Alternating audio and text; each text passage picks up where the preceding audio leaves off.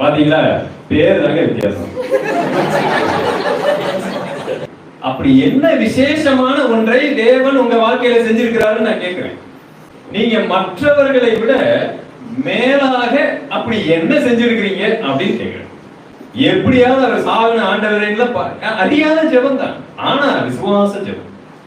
இந்த தேவனுக்காக நாங்கள் எதையும் இழப்போம் என்பதுதான் விசுவாசம். இந்த வித்தியாசத்தை கிறிஸ்டியானில மட்டும்தான் இருக்கு, வேற எங்கேயும் கிடையாது. நாம் விசேஷித்தவர்கள் எதுல? விசுவாசத்துல. நாம் விசேஷித்தவர்கள் அன்பு செலுத்துகிறது, நாம் விசேஷித்தவர்கள் மன்னிக்கிறதிலும் மன்னிப்பு கேட்கிறதிலும். கர்த்தருடைய நாமத்திற்கு மகிமை உண்டாவதாக. உங்களை எல்லாம் சந்திக்கிறதுல நான் மகிழ்ச்சி உள்ளவனாக இருக்கிறேன். என்னுடைய பெயர் சாலமோன். கோயம்புத்தூர் அருகாமையில் திருப்பூரில் நான் ஊழியத்தை 2008ஆம் ஆண்டு தொடங்கி இந்த நிமிடம் வரைக்கும் அந்த பகுதியில் நான் செய்து வருகிறேன். அதோடு கூட திருப்பூர் மற்றும் கோயம்புத்தூர், அப்புறம் உடுமலைப்பேட்டை, கன்னியாகுமரி, இந்த 4 இடங்களிலே தியோஸ் காஸ்பல் கால் என்கிற அந்த பெயரில் ஒரு சிறிய ஊழியத்தை செய்ய கர்த்தர் கிருபை செய்கிறார். இன்றைக்கு உங்களோடு கூட சேர்ந்து கர்த்தருடைய வார்த்தைகளை தியானிக்கும் போது எனக்கு தோன்றிய சில விஷயங்கள். ரெண்டாவது, உங்களை பற்றி எனக்கு தெரியாது. நீங்கள் வேத வசனத்தில் எந்த அளவுக்கு விருப்பம் உடையவர்களாக இருக்கிறீர்கள், நான் பேசக்கூடிய சத்தியம் மிகவும் எளிதான ஒரு சத்தியமா, இல்லை அது புரிந்து கொள்ளக்கூடிய அளவுக்கு இருக்குமா, இல்லை அதுக்கப்புறம் இவனை என்னைக்குமே இந்த பக்கம் கூப்பிடக்கூடாதா சாமி அப்படிங்கிற அளவுக்கு எதையாவது நான் பேசிக்கிட்டு போக வாய்ப்பு இருக்கிறதா என்றெல்லாம் யோசித்து கொண்டிருந்தேன். ஆனால் 2000 வருடங்களாக நாம் இந்த வேதாகமத்தை தான் பிரசங்கிக்கிறோம். நூதனமாக எதையும் நாம் என்ன செய்ய முடியாது, பிரசங்கம் பண்ண முடியாது. தவறான ஒன்றை வேண்டுமானாலும் பிரசங்கம் பண்ணலாம். ஆனால் வேதாகமத்தில் இருந்து பேசும் பொழுது நிச்சயமாக இது எல்லோருக்கும் பிரயோஜனப்படும். சரியாய் வேதாகமத்தை நாம் கையாண்டால் போதுமானது. இயேசு கிறிஸ்துவினுடைய கூடுகையில 3 நாள் மலை பிரசங்கத்துல ஒரு சிறுவனும் 5 அப்பம் 2 மீனோடு உட்கார்ந்து கொண்டிருக்கிறதை பார்க்கிறோம். அந்த சிறுவனுக்கு என்ன விளங்கி இருக்கும்? இயேசு கிறிஸ்து பேசிய சத்தியங்கள் பல விசுவாசிகளாகிய பலருக்கே விளங்காம இருக்கும்போது அந்த சிறுவன் உட்கார்ந்து கேட்கக்கூடிய அளவுக்கு கிறிஸ்துவின் போதனை இருந்திருக்கிறது. அவர் எல்லா தரப்புக்கும் எளிதாக சத்தியத்தை கொண்டு போய் சேர்க்கக்கூடியவராக இருந்தார். அந்த அடிப்படையில் இன்றைக்கு நாம் தியானிக்கிற சத்தியம் நிச்சயமாக நீங்கள் கவனித்தால் உங்களுக்கு புரியும் என்று நம்புகிறேன். உங்களிடத்துல ஒரு கேள்வியை கேட்க விரும்புகிறேன். பிள்ளைகளா கவனிக்கிறீங்களா? Are you listening? யார் எஸ் சொன்னாரு? ஒரு சகோதரன் மாத்திரம் கவனிக்கிறார். தங்கங்களா, நீங்க என்ன பண்றீங்க? கவனிக்கிறீங்களா? ஏ ஃபார் என்னது? ஆக்சிடென்டா?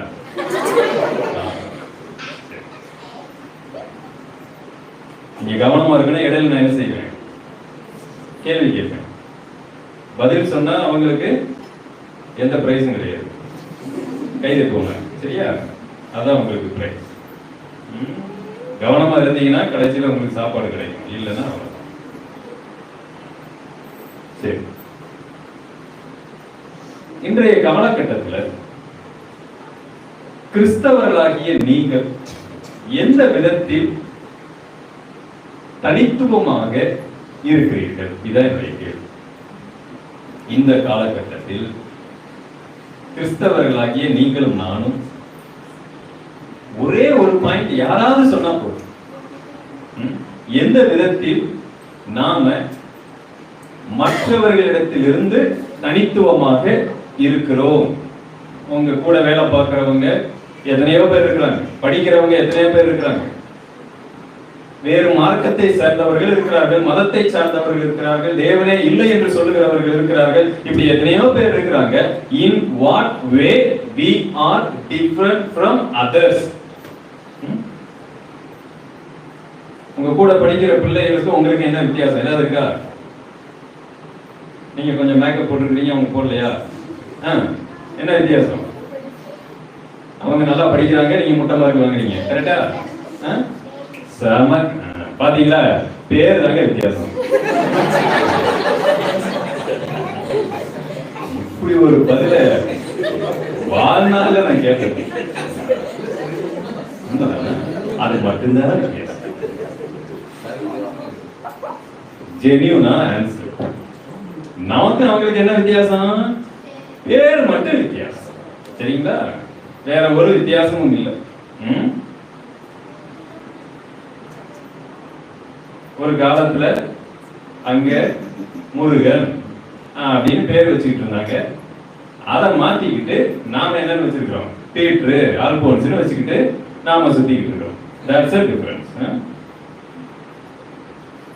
இதை நான் கேட்கல, இந்த கேள்வியை நான் கேட்கவில்லை, இயேசு கிறிஸ்து கேட்கிறார். நான் கேட்டேன்னா கூட என்னுடைய சொந்த கேள்வியாய் போய்விடும் அல்லவா? கிறிஸ்து இந்த கேள்வியை கேட்கிறார். எங்கே கேட்டு இருக்கிறார்? யாராவது எனக்கு ஹெல்ப் பண்ணுங்க இந்த வசனத்தை வாசிச்சு. மத்தேயு 5ஆம் அதிகாரம் 47வது வசனம். உங்கள் சகோதரரை மாத்திரம் வாழ்த்துவீர்களானால் நீங்கள் விசேஷித்து செய்கிறது என்ன? ஆயக்காரரும் அப்படி செய்கிறார்கள் அல்லவா? ரைட். இத தமிழ்ல வாசிக்கும் பொழுது எப்படி இருக்கு அப்படின்னு பாத்தீங்கன்னா, நீங்க அப்படி என்ன விசேஷித்து செய்கிறீர்கள் அப்படின்னு இருக்கு. அதுவே இங்கிலீஷ் ஆங்கிலத்துல பாருங்க எப்படி இருக்கு அப்படின்னு பாத்தீங்கன்னா, if you greet only your own people, what are you doing more than others அப்படி கேக்குறாங்க. நீங்க மற்றவர்களை விட மேலாக அப்படி என்ன செஞ்சிருக்கிறீங்க அப்படின்னு கேக்குறாங்க. மற்றவர்களை விட அப்படி மேலாக என்ன செய்திருக்கிறீர்கள் அப்படின்னு தேவன் நம்மை பார்த்து கேட்கிறார். இதே கேள்வி இன்னும் கொஞ்சம் நான் மாத்துகிறேன். எப்படி மாத்துறேன் அப்படின்னு பாத்தீங்கன்னா, தேவன் உங்க வாழ்க்கையில அப்படி என்ன மற்றவங்க வாழ்க்கையில இல்லாத ஒண்ண கொடுத்திருக்கிறாரு? இந்த கேள்வி உங்களுக்கு புரியுதா? அறிவா? அப்படியா? கிளாஸ் ஃபர்ஸ்டா? யாரு கிளாஸ் ஃபர்ஸ்ட்? உங்கல்ல பெர்னாண்டோவா?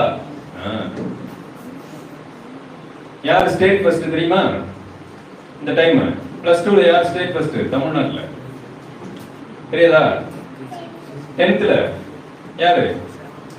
இந்த சர்ச்சுக்கு போறவங்க யாராவது இருக்காங்களா ஸ்டேட் ஃபர்ஸ்ட்? என் கேள்வியை திரும்ப நான் கேட்கிறேன். மற்றவங்க வாழ்க்கையில இல்லாத அப்படி என்ன தனித்துவமான ஒன்றை தேவன் உங்க வாழ்க்கையில செஞ்சிருக்கிறார், கொடுத்திருக்கிறார். ஒரு இடத்துல இந்த கேள்வியை கேட்கும் போது அவங்க உடனே ஒரு சகோதரி பதில் சொன்னாங்க, பிரதர், இந்த மாதிரி நான் வந்து கடுமையான கால் வழியில அவதைப்பட்டு கொண்டிருந்தேன். எந்த இடத்துக்கு போய் யாராலையும் குணப்படுத்த முடியவில்லை. நான் தேவனிடத்துல ஜெபித்தேன். அடுத்த 2 நாட்களில் அந்த கால் வலி என்ன ஆயிடுச்சு? சரியாயிடுச்சு.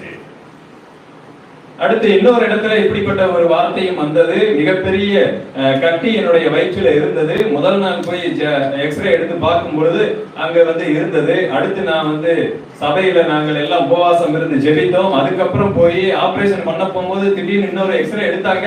அதுல பாத்தீங்கன்னா கட்டியை காணவில்லை. தேவன் என்னுடைய வாழ்க்கையில அந்த அந்த செய்த செயலை என்னால மறக்கவே முடியாதுங்க அப்படின்னு சாட்சி சொன்னாங்க. உண்மையில இதையெல்லாம் கேட்கும் பொழுது ஆச்சரியமா இருக்கிறது. ஆனால் சமீபத்துல ஆக்சிடென்ட் நடந்தது. பிரேயர் குறிப்புல கூட நாம கேட்டோம். 242 பேர் செத்துட்டாங்கன்னு சகோதரி சொன்னாங்க. ஆனால் ஒரு சின்ன மாற்றம். எத்தனை பேர் செத்தாங்க? 200. ஆனா எத்தனை பேர் போனாங்க? 242 பேர். எத்தனை பேர் பொழைச்சாங்க? ஒரே ஒருத்தர் பொழைச்சாரு. எப்படி பொழைச்சாரு தெரியுங்களா? அவருக்கே தெரியல. ஆச்சரியமா இருக்கு. ஜன்னல் வழியா தப்பிச்சிட்டாரு. ஆமா, நீங்க பஸ்ல போகும்போது குளிச்சிட கூடாது, சரியா? கதவு வழியா குளிச்சிட்டாரு. பாத்தீங்களா, உங்களுக்கு எல்லாம் ஒண்ணும் தெரியல. இங்க எல்லா விஷயமும் இங்கதான் இருக்கு. அவரு ஜன்னல் வெளியா இல்ல, கதவு வெளியா என்ன பண்ணிருக்காரு, குதிச்சுட்டு அங்க இருக்கிறவங்க எல்லாம் கூப்பிட்டு, பாருங்கப்பா என்னை கொண்டு போய் ஆஸ்பத்திரியில சேருங்க. உன்னை எதுக்கே நாங்க சேர்க்கணும், நானும் அதுல இருந்து விழுந்து பொழைச்சவங்க அப்படின்னு மிரண்டாங்க எல்லாரும். யாரும் நம்பவே இல்லை. கடைசியில பார்த்தா இவரே போன் எடுத்து ஆஸ்பத்திரிக்கு கூப்பிட்டு இவரே போய் அட்மிட் ஆயிட்டாரு. கடைசியில அவர் ஒரு வார்த்தை தான் சொல்றாரு, பகவான் என்னை காப்பாத்தினாருங்க. என் கால் முட்டு வலி சரியாயிருச்சு ஆண்டவரே, நான் போய் சாட்சி சொல்லிட்டு இருக்கேன். அங்க ஒருத்தர் சிவனை வழிபட்டு கொண்டிருக்கிற ஒருத்தர் 242 பேர் டிராவல் பண்ணுகிற ஒரு பிளைட்ல ஒரே ஒருத்தர் தப்பிச்சிருக்கிறாரு. ஒருவேளை அவர் கிறிஸ்தவரா இருந்தா, அது நான் அப்படி தப்பிச்சிருந்தேன்னா இந்நேரம் லட்சக்கணக்கான கூட்டத்தை கூட்டியிருக்கேன். சாட்சி சொல்லி பெரிய வேலையை பார்த்துருக்கேன். உங்களுக்கு புரியுதா? அப்படி என்ன விசேஷமான ஒன்றை தேவன் உங்க வாழ்க்கையில செஞ்சிருக்கிறாருன்னு நான் கேட்கிறேன். இது மாதிரி ஒரு சம்பவம் நம்ம வாழ்க்கையில நடந்தா நம்மாலும் மறக்க முடியாது. கர்த்தர் எனக்கு இவ்வளவு பெரிய ஒரு அற்புதத்தை செய்திருக்கிறான்னு சொல்லி நாம என்ன செய்வோம், கூதுகளம் அடைந்திருப்போம், உற்சாகம் அடைந்திருப்போம். கர்த்தருக்காக பல நாட்கள் அப்படியே என்ன சொல்றது, தேவனுக்காக உழைத்துக் கொண்டிருந்திருப்போம். ஆனால் இது கர்த்தர் அல்லாத அந்நிய மார்க்கத்தை வழிபடுகிற ஒருவருடைய வாழ்க்கையில இது நடக்கிறது. அப்படியானால் நமக்கும் மற்றவங்களுக்கு அப்படி என்ன வித்தியாசம்? அப்ப அதுல செத்து போனவங்க கிறிஸ்டியன்ஸ் யாருமே இல்லையா? கிட்டத்தட்ட மகாதி பேர் இங்கிலாந்துல இருந்தவங்க செத்து போயிருக்காங்க. அதுல ஒருத்தருடைய உண்மையான ஒரு கர்த்தருக்காக விசுவாசியா இருந்திருக்க மாட்டாரு.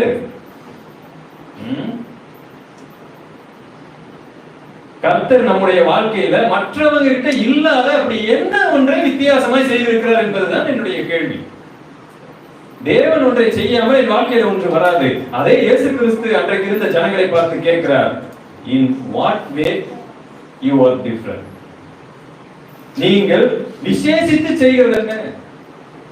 மற்றவங்களுக்கு உங்களுக்கு என்ன வித்தியாசம் இருக்கிறது என்று கேட்கிறார். இன்றைக்கு கிறிஸ்தவம் 10-11 எண்ணப்பட்டு கொண்டிருக்கிறதற்கு ஒரு காரணம், நீங்களும் நானும் பூர்வ பாதையை விட்டு வேறொரு வழியிலே நாம் போய் கொண்டிருக்கிறது தான் கிறிஸ்தவத்தை மரமாக மாற்றி இருக்கிறோம். அவ்வளவுதான் வித்தியாசம், வேற ஒண்ணு கிடையாது.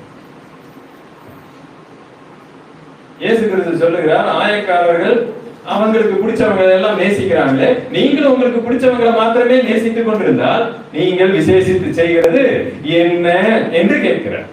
அது லூக்கா 6ஆம் அதிகாரத்தில் இருக்கிறது. அதை வாசிக்க வேண்டாம். 32வது வசனத்திலிருந்து நீங்க வாசித்தீங்கன்னு சொன்னா, ஆயக்காரர்கள், ஏன் ஆயக்காரர்கள் சொல்லுகிறார்? அன்றைக்கு இருந்த யூதர்களை பொறுத்த வரைக்கும் ஆயக்காரர்கள் பாவிகள், மோசமானவர்கள் அப்படின்னு அவங்க நினைச்சுக்கிட்டு இருந்தாங்க.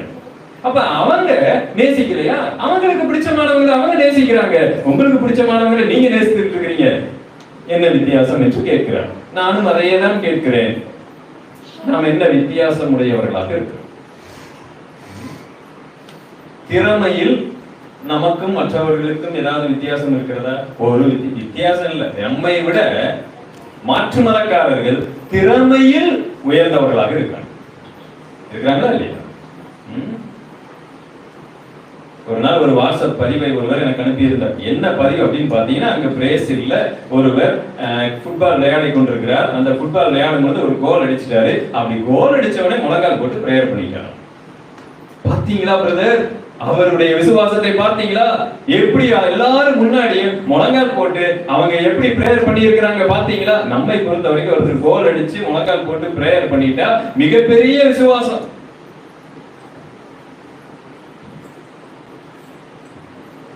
சமீபத்துல ஐபிஎல் போட்டியில 14 வயது 15 வயது நிரம்பத்தக்க ஒரு பையன் 100 அடிச்சிட்டார். மிக சொற்பமான பந்துல 100 அடிச்சிருக்கிறார். கடைசியில அவர்கிட்ட பேட்டி காணும்போது அவர் ஒரு வார்த்தை சொல்லுகிறார், கடவுள் அருளால் அப்படிங்கிறார். கடவுள் அருளால் நான் செஞ்சுட்டேன். உலகமே கொண்டாடுகிறது, இந்தியாவில் இருக்கிற எல்லாரும் கொண்டாடுகிறாங்க. திறமை என்று வந்தாலும் கூட நம்மை விட மற்றவர்கள், நாம எவ்வளவோ ஜெப பேனாக்களை வித்தாலும் கூட ஸ்டேட் ஃபர்ஸ்ட் நம்ம கிட்ட கிடையாது. நீட்ல முதல் மதிப்பெண் நம்ம கிடையாது. எத்தனை ஜெப பேனாக்களை விற்று கொண்டிருக்கிறோம், எத்தனை ஜெப பங்காளர்களை உருவாக்கி கொண்டிருக்கிறோம், எத்தனை உபவாசங்களை நம்ம போட்டுக் கொண்டிருக்கிறோம். நான் கேட்கிறேன், ஏன் ஒரு ஸ்டேட் ஃபர்ஸ்ட் ஒரு விசுவாசி ஏன் இல்லை?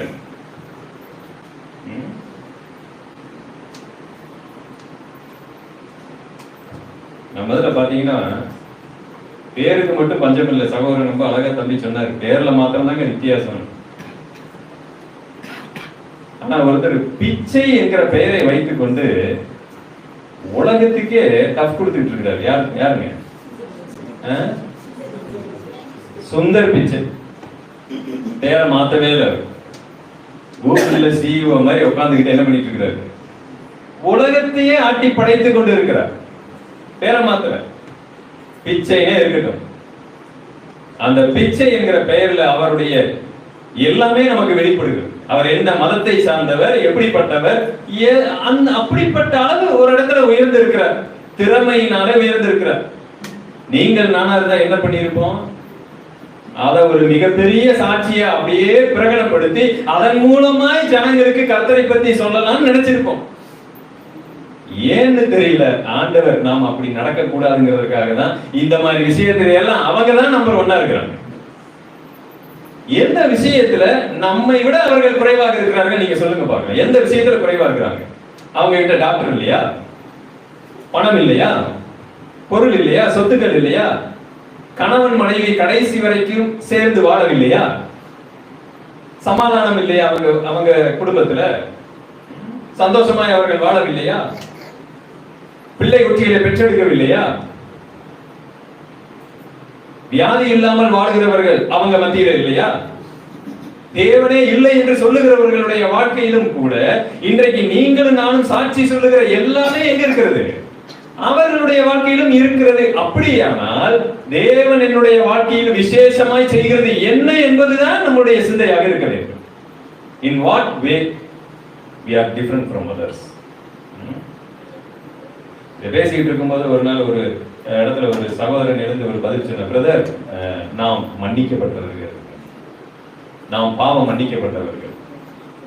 பாவ மன்னிப்பை கிறிஸ்தவம் மட்டும்தான் போதிக்குதா? அப்படி நீங்க நினைச்சுக்கிட்டீங்கன்னா தப்பு.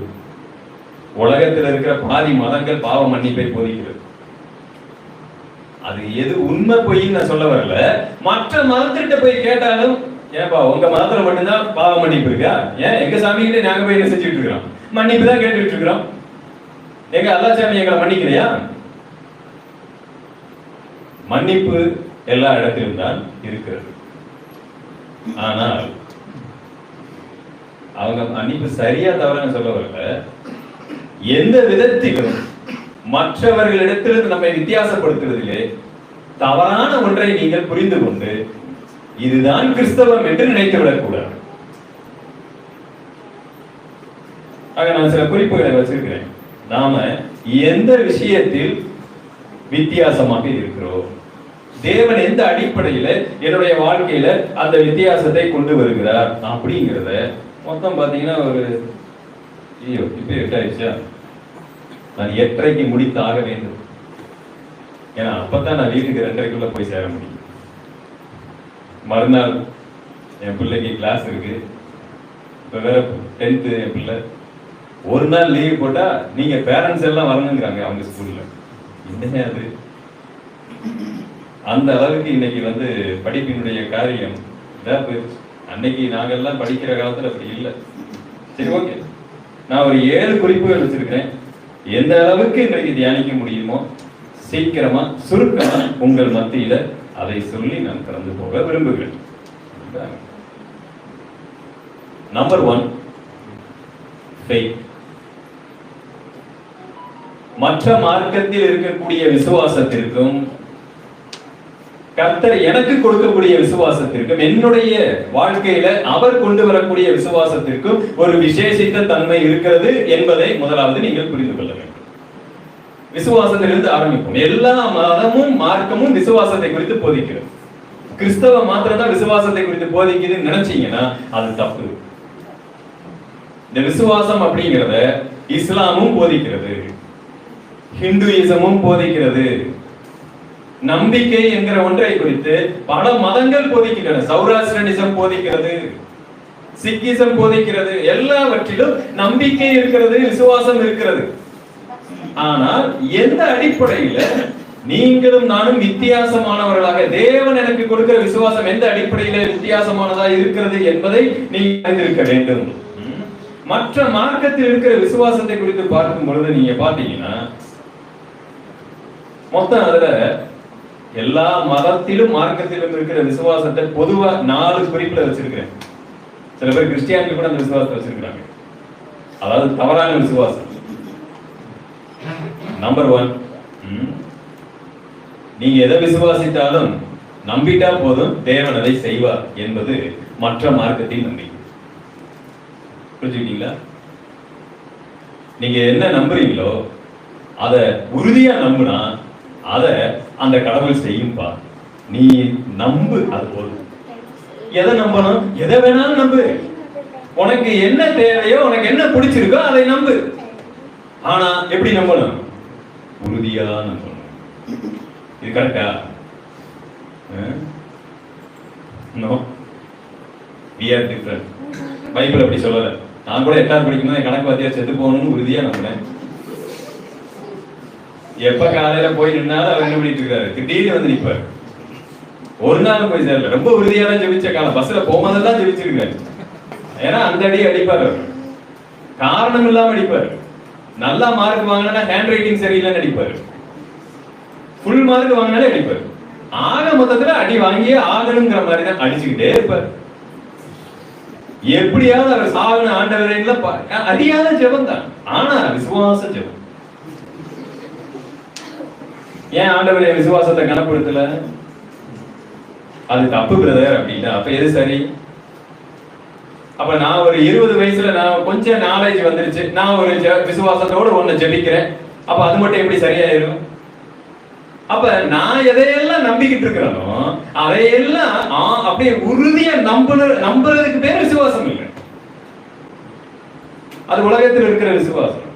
உலக மக்கள் அப்படி சொல்லுவாங்க, நீ ஒண்ணு வேண்டிக்க, நல்ல உறுதியா நம்பிக்க. No, that is wrong. எது சரியான விசுவாசங்கிறத சொல்றேன். நம்பர் 2, எது தவறான விசுவாசம்? பிடிவாத விசுவாசம். பிடிவாத விசுவாசம். உலக மக்கள் பாத்தீங்கன்னா இந்த பிடிவாத விசுவாசம் வச்சிருப்பாங்க. நம்ம கிறிஸ்டியானிட்டி இருக்கு பிடிவாத விசுவாசம். ஒண்ணு நடக்கலன்னா உபவாசம் இருக்கணும். உபவாசம் எதுக்கு இருந்தாங்க தெரியுங்களா? பழைய ஏற்பாட்டுல தங்களை தாழ்த்துவதற்கு, மனம் திரும்புவதற்கு, தேவனை தேடுவதற்கு, தேவனுடைய சித்தம் அறிவதற்கு உபவாசம் இருந்தார்கள். தேவனிடத்தில் அடம் பிடிப்பதற்கு அல்ல. புரிஞ்சுக்கிட்டோமா? உலக மார்க்கத்தில் அது இருக்கிறது. ஒரு விஷயம் நடக்கலையா, உபவாசத்தை போடு. கர்த்தர் என்னுடைய வாழ்க்கையில விசுவாசத்திலிருந்து என்னை தனித்துவமாய் மாற்றி வருகிறார். வெறும் திறமையில் அல்ல. திறமை எல்லா இடத்துலயும் இருக்கும், பணம் எல்லா இடத்துலயும் இருக்கும். ஆனால் என்னுடைய வாழ்க்கையில விசுவாசத்திலிருந்தே என்னுடைய வாழ்க்கையை தேவன் விசேஷித்த ஒரு விசுவாச வாழ்க்கையாக, என்னை விசேஷித்தவனாக அந்த இடத்திலிருந்தே மாற்றுகிறார். அங்கதான் சின்ன சின்ன வித்தியாசம் தான் இருக்கு. அவங்களுக்கு விசுவாசம் இருக்கு, எனக்கு விசுவாசம் இருக்கு, ஆனால் முற்றிலும் வித்தியாசமானது. அவங்க விசுவாசம் எதையெல்லாம் நான் நம்புறேன்னா என் கடவுள் அதை கொடுத்தாகணும்னு நினைப்பாங்க, அல்லது அடம்பிடிக்கிற விசுவாசம். அடுத்து பண்டமாற்று விசுவாசம். தெரியுங்களா? அது என்ன தெரியுங்களா? பண்டமாற்று விசுவாசம். அந்த வார்த்தை ஒருவேளை புதிய ஆட்களுக்கு புரியாம இருக்கலாம். பண்டமாற்றுன்னா என்னங்க? அந்த காலத்துல ரூபா நோட்டு கிடையாது. எப்படி அவங்க வியாபாரம் பண்ணாங்க? நான் நெல்லை கொடுத்தா நீ புல்ல கொடு, நான் புல்ல கொடுத்தா நீ மாட்ட கொடு. இந்த மாதிரி எதையோ ஒண்ணு என்ன பண்றது, மாற்றிக்கொள்ளுதல். பணம் வருகிற வரைக்கும் இவங்க என்ன செஞ்சுக்கிட்டாங்க? பொருளை மாற்றினாங்க. அதற்கு பேருதான் பண்டமாற்று முறை அப்படின்னு சொல்லப்பட்டிருக்கு. விசுவாசத்திலும் அந்நிய மக்கள் மத்தியில பண்டமாற்று விசுவாசம் இருக்கு. என்னன்னு கேட்டா, நான் இந்த மாதிரி உன் கோயிலுக்கு 200 கிலோமீட்டர் நான் நடந்தே வந்துருவேன், நீ இதை செஞ்சு. இதுக்கு பேரு பண்டமாற்று விசுவாசம். நேர்த்தி கடன். கிறிஸ்டியானிட்டில அதுக்கு இன்னொரு பேர் இருக்கு. என்னங்க? பொருத்தனை. பாத்தீங்களா? புதிய உடன்படிக்கையில நோ பொருத்தனை. அதை எல்லாமே பிரமாணத்துவ வாழ்க்கையில இருக்கு. நீங்க பாத்தீங்கன்னா அந்நிய மார்க்கத்துல அது நிறைய இருக்கு. இங்க இருந்து 200 கிலோமீட்டர் கூட செருப்பு போடாம ரொம்ப தூரம் நடந்து போவாங்க. எதுக்கே இப்படி இவ்வளவு தூரம் நடந்து போறீங்கன்னா, நான் இப்படி நடந்து போனா என் சாமி கிட்ட ஒண்ணு வேண்டி இருக்கிறேன், அதை செய்யணுங்கிறதுக்காக நான் நடந்து போவேன். எதுக்கு இப்படி நடந்து போயிட்டு அவர் செஞ்சிருவாரா? ஆமா, செய்வாரு. அது அவங்க நம்பிக்கை. நான் கேட்கிறேன், அதையே நீங்களும் நம்பிக்கொண்டு இருக்கிறதுக்கு பேரா விசுவாசம்? கர்த்தர் அதை மாற்றுகிறார். பண்டமாற்று விசுவாசத்தை தேவன் எனக்கு தரல. கர்த்தருக்கு எது பிரியமோ அதை நான் விசுவாசிக்கணும். அதுதான் சரியான விசுவாசம். சரி, ஃபைனலா ஆசீர்வாத விசுவாசம் ஒண்ணு இருக்கு. ஆசீர்வாத விசுவாசம். இது என்ன விசுவாசம்? எனக்கு பிடிச்சதை மட்டும் விசுவாசிக்கிறேன். நீங்க பைபிள் வாசிக்கும்போது பாத்தீங்களா, என்னைக்காவது கேலண்டர்ல கிறிஸ்து உனக்கு ஜீவன், சாவு உனக்கு ஆதாயம்ன்ற வார்த்தை என்னைக்காவது கேலண்டர்ல எங்கேயாவது நீங்க வாசித்த ஞாபகம் இருக்கிறதா? எங்க சபையில நாங்க ஒரு கேலண்டர் எடுத்து கொடுத்துருக்கிறோம். அந்த கேலண்டர் பாத்தீங்கன்னா 1 2 தான் பிரிண்டிங் இருக்கு. அந்த கேலண்டருக்கு அந்த சபை அந்த பிரிண்டிங் பண்றவங்க ஒரு பேர் வச்சிருக்காங்க. என்ன? Missionary calendar. என்னன்னா அந்த கேலண்டர்ல பாத்தீங்கன்னா இந்த ஆசீர்வாத வசனம் தான் இருக்காது. கர்த்தருக்காக நீ வாழணும், வைக்கணும், இப்படிப்பட்ட வசனங்களா தான் அந்த கேலண்டர்ல இருக்கு. அதுக்காக அவங்க வச்ச பேர் என்னன்னு கேட்டீங்கன்னா மிஷனரி கேலண்டர். மிஷனரிகள் எல்லாம் அப்படி ஒதுக்கிட்டாங்க. சிறு வயதுல எங்க வீட்டுல ஒரு பழக்கம் இருந்தது. என்னன்னா, இயேசுநாதர் சிலுவையில தொங்குற மாதிரி போட்டா வீட்டுல வைக்க கூடாது, ஆகாது, வீட்டுக்கு எந்த ஆசீர்வாதமும் வராது. என்னன்னா, சிலுவையில தொங்குற மாதிரி வச்சா வீட்டுக்கு பாடு வந்துருமா? எனக்கு அதை பற்றி தெரியாது. அதெல்லாம் உண்மை போட்டு நம்பிட்டு இருந்தாங்க. கிறிஸ்தவர்கள் நம்புகிறாங்க. எங்க வீட்டுல நம்பினாங்க, எங்க அம்மா நம்பினாங்க, எங்க சித்தி நம்பினாங்க. இந்த மாதிரி சிலுவையில இயேசு கிறிஸ்து சிலுவையை தொங்கவில்லை, தப்பு கிடையாது. சிலுவையில இயேசு கிறிஸ்து தொங்குற மாதிரி வீட்டுல வைக்க கூடாது. வச்சா வீட்டுக்கு உபத்திரவம் வந்துடும், ஆகாது. நல்லா கவனிங்க. விசுவாசத்துல கூட இன்னைக்கு நமக்கு எது தேவைன்னா ஆசீர்வாத விசுவாசம் நமக்கு தேவை. நீங்க பாருங்க, தேவனுடைய நாமம் என்னன்னு சொல்லி பைபிள் முழுவதும் இருக்கும். அந்த நாமத்தை பாத்தீங்கன்னா யெகோவா ஈரேன்னு ஒரு நாமம் இருக்கு. இருக்கா இல்லையா? என்ன அர்த்தம் தெரியுங்களா? எல்லாம் பார்த்து கொள்வார். நல்லது. யெகோவா ரஃபான்னு ஒண்ணு இருக்கு. இருக்கா இல்லையா? இதெல்லாம் கேட்க எவ்வளவு நல்லா இருக்கு. ஏன்னு கேட்டீங்கன்னா இந்த நாமம் எல்லாம் நமக்கு ஹெல்ப் பண்ற நாமமா இருக்கு. கர்த்தர் பார்த்துக் கொள்வார், கர்த்தர் தருவார், கர்த்தர் ஆசீர்வதிப்பார். இந்த நாமம் எல்லாம். இன்னொரு நாமம் சொல்லவா? கர்த்தர் எரிச்சல் உள்ளவர். அது என் நாமம்னு பைபிள் சொல்லுது. யாத்திராகம புத்தகத்துல எரிச்சல் உள்ளவர் அப்படிங்கிறது என்னவா? கர்த்தருடைய நாமம். எந்த பாட்டுலயாவது கர்த்தர் எரிச்சல் உள்ளவர் நம்ம பாடி இருக்கிறோமா? ஏன் அது மோசமா? அவரே தான் சொல்லுகிறார், கர்த்தர் எரிச்சல் உள்ளவர் என்பது என்னுடைய நாமம். ஏன் அப்படி சொல்றாரு தெரியுங்களா? நீங்க அந்நிய தெய்வத்தை நீங்க போய் வணங்குனீங்கன்னா அது எனக்கு என்ன செய்யாது, பிடிக்காது. என்னைக்காவது எந்த பாட்டிலையாவது கர்த்தர் எரிச்சல் உள்ளவர் என்பதை நம்ம பயன்படுத்தி இருக்கிறோமா? பயன்படுத்த மாட்டோம். ஏன்னு கேட்டீங்கன்னா எனக்கு தருகிற மாதிரி இருந்துச்சுன்னா அது எனக்கு பிடிக்கும். என்னை உணர்ந்து நிக்கிற மாதிரி, எச்சரிக்கிற மாதிரி இருந்துச்சுன்னா எனக்கு பிடிக்காது. அதனாலதான் நம்மளுடைய விசுவாசமும் ஆசீர்வாத விசுவாசமா இருக்கிறது. ஆனால் தேவன் எனக்கு தருகிற விசுவாசம் எப்படிப்பட்ட விசுவாசம் தெரியுங்களா? எபிரேயர் 11ஆம் அதிகாரம் முழுவதையும் நீங்கள் வாசித்து பாருங்கள். அந்த விசுவாசம் ஆசீர்வதிக்கிற விசுவாசத்தை மட்டும் சொல்லி இருக்காது, இழந்து போகிற விசுவாசத்தை குறித்து பேசும். ஸ்திரீகள் தங்களுடையவர்களை என்ன செய்தார்கள்? சாக கொடுத்தார்கள். மோசேயை குறித்து சொல்லப்பட்டிருக்கிறது, அவன் எகிப்தில் உள்ள பலனை அனுபவிக்கிறதை பார்க்கிலும் பாடு அனுபவிப்பதை என்ன செய்து கொண்டான்? விசுவாசத்தினாலே தெரிந்து கொண்டான். அப்படின்னா மிகப்பெரிய ஒரு ஆசீர்வாதத்தை அவன் இழந்தான், விசுவாசத்திற்காக இழந்தான். ஆபிரகாமை குறித்த விசுவாசத்தை குறித்து பார்க்கிறோம், தன்னுடைய மகனையே இழந்தான். விசுவாசத்தினாலே தன்னுடைய மகனை இழந்தான். நோவாவை குறித்து பார்க்கிறோம், வாழ்நாள் முழுவதும் அவர் பேழையை கட்டுவதற்காகவே அவர் வேலை செய்தார். தன்னுடைய உழைப்பு, தன்னுடைய பணம், தன்னுடைய சொத்துக்கள், தன்னுடைய சுகங்கள் எல்லாவற்றையும் அந்த பேழைக்காகவே செலவழித்து தன்னுடைய குடும்பத்தை அதற்காகவே எல்லாவற்றிலும் அவர் ஈடுபடுத்தினார். இழந்தார். மற்றவர்கள் வாழ்ந்தார்கள், இவரோ இழந்தார். அன்றைக்கு இருந்த விசுவாச வீரர்களை குறித்து பார்க்கிறோம். அவர்கள் குகைகளிலும் கண்மலை வெடிப்புகளிலும் சுற்றி திரிந்தார்கள். இந்த உலகம் அவர்களுக்கு பாத்திரமாக இருக்கவில்லை என்று சொல்லப்பட்டிருக்கிறது. சோ விசுவாசம் என்பது ஆசீர்வாதத்தை பெற்றுக்கொள்வது மட்டும் விசுவாசம் அல்ல, கர்த்தருக்காக இழப்பதும் விசுவாசம் தான். இந்த விசுவாசத்தை உலக மார்க்கத்தில் இல்ல, கர்த்தர் எனக்கு கொடுத்திருக்கிறார். That's a difference. நீங்கள் நானும் விசேஷித்தவர்கள் என்று சொன்னால் இந்த தேவனுக்காக நாங்கள் எதையும் இழப்போம். ஆனால் உலகம் என்ன சொல்லுது தெரியுங்களா? இந்த தேவன்கிட்ட நாங்க வந்ததையே பெற்றுக்கொள்வதற்கு என்று உலகம் சொல்லுகிறது. ஆனால் நாங்கள் வந்தது தேவனுக்காக. இந்த தேவனுக்காக நாங்கள் எதையும் இழப்போம் என்பதுதான் விசுவாசம். சங்கீதக்காரர் ஆசா சொல்லுகிறார், ஆண்டவரே இந்த பூமியிலே உம்மை தவிர எனக்கு வேற யாரும் இல்லை, பரலோகத்துல உம்மை தவிர எனக்கு வேற விருப்பம் இல்லை. பரலோகத்துல உம்மை தவிர எனக்கு வேற யாரும் இல்லை, பூமியில உம்மை தவிர எனக்கு வேற விருப்பம் இல்லை. அப்படின்னா என்ன அர்த்தம்? எனக்கு வேற எதுவுமே இல்லை ஆண்டவரே, யாருமே தேவையில்லை, நீங்க மட்டும் போதும், உங்களுடையது அல்ல. நாம என்ன தெரியுமா நினைக்கிறோம்? நீங்களும் தேவை, உங்களுடையது எல்லாம் எங்களுக்கு தேவை. யோபுவை போல விசேஷமான ஒரு மனிதனை நீங்கள் நான் பார்க்க முடியாது. That's a difference. உலக மனிதன் யோபுவை போல இருந்தால் கர்த்தர் கொடுத்தார், கர்த்தர் எடுத்தார், அவருடைய நாமத்திற்கு மகிமை சொல்ல மாட்டாங்க, சபிச்சிருப்பாங்க. ஏன்னா அங்க யோபுவினுடைய மனைவி சபிக்கிறதை பார்க்கிறோம். தேவனை தூஷித்து உயிரை விடு. அப்ப இதுல இருந்து என்ன தெரிகிறது? உயிரை விட தேவன் முக்கியம் என்பதை தேவன் எனக்கு காண்பித்திருக்கிறார். நாம் விசேஷித்தவர்கள். உலக மக்கள் அப்படி இல்லை. தங்கள் கடவுளுக்காக எங்க வேணாலும் நடந்து போவாங்க, தங்கள் உடலை காயப்படுத்திக் கொள்ளுவார்கள், என்ன வேணாலும் செய்வாங்க. ஆனா அவங்க உயிருக்கு ஏதாவது ஒண்ணுனா எதை வேண்டுமானாலும் விட்டு தருவார்கள். கடவுளுக்காக யாரும் உயிரை தர மாட்டார்கள்.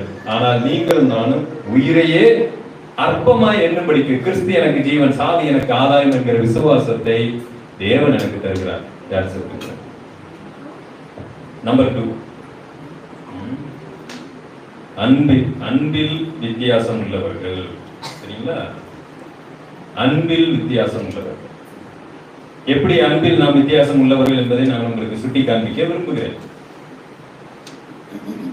ஒரு விஷயத்துக்கு மட்டும் பதில் சொல்லுங்க.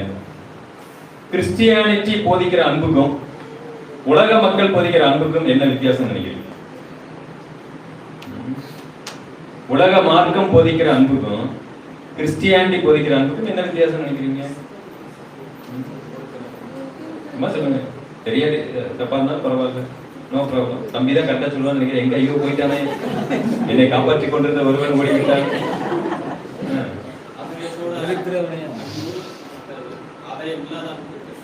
ஆதாயத்தோடு அன்பு. இன்னொரு வார்த்தையை சொல்ல போனா, சோறாக்கி போட்டா மனைவி, கொஞ்சம் சாப்பாடு குறைந்து போய்விட்டால் பிரச்சனை. அந்த மாதிரி சொல்ல வரீங்களா? ஆமா சார்.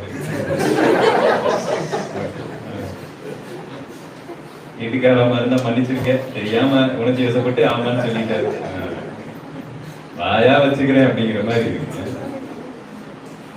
அப்படித்தானே இருக்கு.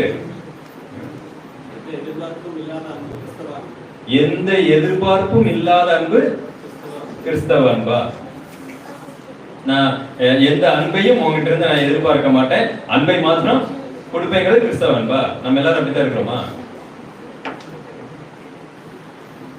சரி, வேதத்துல சொல்லப்பட்ட ஒரு அன்பு, எந்த எதிர்பார்ப்பும் இல்லாத அன்புன்னு போட்டிருக்கா என்னன்னு எனக்கு தெரியல. ஆனா வேதத்துல என்ன போட்டிருக்குன்னு பார்க்கலாம். அது உலகத்துல இருக்கா அப்படிங்கிற பார்க்கலாம். சிநேகிதனுக்காக ஜீவனை கொடுக்கிற அன்பு. ஓகே, அதை நம்ம வாசிச்சோம். ஓகே, இப்ப யோவான் 3:16 எத்தனை பேருக்கு மனப்பாடமா தெரியும்? ஜான் 3:16 எத்தனை பேருக்கு நல்ல மகப் தெரியும், மனப்பாடம் தெரியும்? தேவன் தன்னுடைய ஒரே பேரான குமாரனை விசுவாசிக்கிறவன் எவனோ அவன் கெட்டு போகாமல் நித்திய ஜீவனை அடையும்படி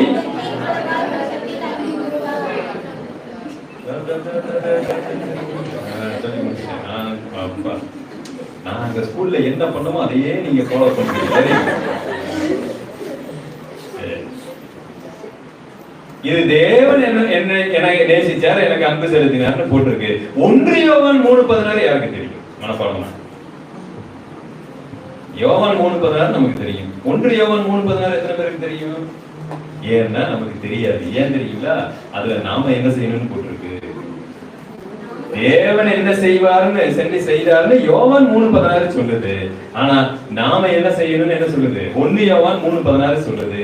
வாசிங்க. அவர் தம்முடைய ஜீவனை தமக்காக கொடுத்ததினாலே அன்பு இன்னதென்று அறிந்திருக்கிறோம். அவர் ஜீவனை எனக்காக கொடுத்ததினாலே அதன் மூலமாய் அன்பு இன்னதென்று அறிந்திருக்கிறோம். நம்பர் 1. இது யோவான் 3:16 சுருக்கமா வெளிப்படுத்துது. அடுத்த வசனம், அடுத்த வார்த்தை. நாமும் சகோதரருக்காக ஜீவனை கொடுக்க கடனாளிகளாய் இருக்கிறோம். நாமும் ஜீவனை கொடுக்க கடனாளிகளா இருக்கிறோம். அதாவது எனக்கு ஒரு சகோதரன் ஜீவனை கொடுத்திருக்கிறான், நேசிச்சிருக்கிறான், ஆகவே நான் அவனுக்கு ஜீவனை கொடுக்க கடனாளியா இருக்கிறேன்னு சொல்லல. தேவன் எனக்கு ஜீவனை கொடுத்து விட்டார், ஆக நீங்கள் மற்றவர்களுக்கு ஜீவனை கொடுக்க எப்படி இருக்கிறீங்க? கடனாளியாக இருக்கிறீங்க. இங்கு பயன்படுத்தப்பட்ட வார்த்தையை பாருங்க. நாம் கடமைப்பட்டவர்களா இருக்கிறோம் என்று வசனம் சொல்லவில்லை. என்ன சொல்லுது? கடனாளி என்று சொல்லுகிறது. ஏன் தெரியுங்களா? கடமை முதலாவதா, கடன் முதலாவதா?